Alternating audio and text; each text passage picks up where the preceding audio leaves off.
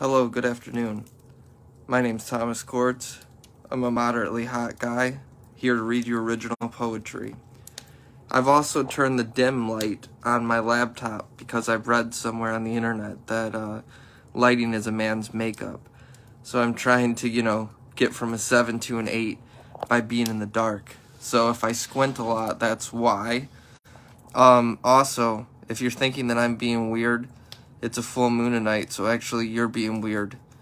But anyways, I'm next to this fireplace, and I'm going to proceed to read you original poetry.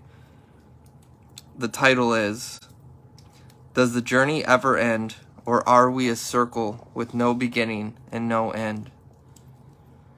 I sat in the lotus position on the shores of peace with Siddhartha, contemplated sin with Christ in a Judean desert, heard the Muslim call to prayer at sunset, and in my darkest hours, I even heeded it.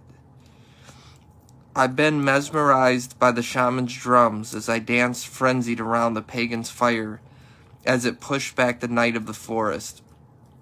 I read the epic tales of the Greek gods of Olympus and been inspired to Kleos, which is glory for all of you that don't speak ancient Greek and have no culture in your life.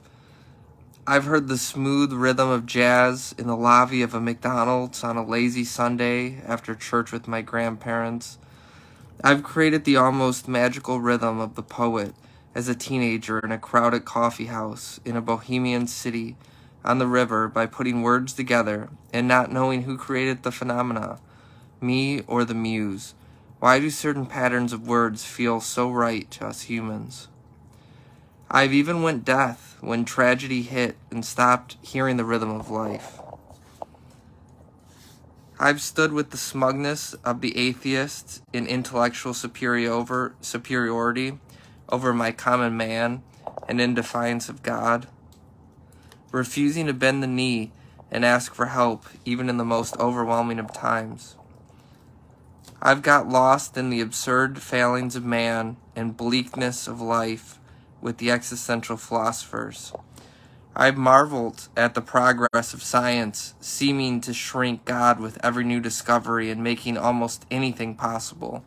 From other dimensions, the discovery of aliens, or the possibility of this all being a simulation. But I have failed to formulate a conclusion to send over to you. This network of signals in space and wires and walls contains no answer.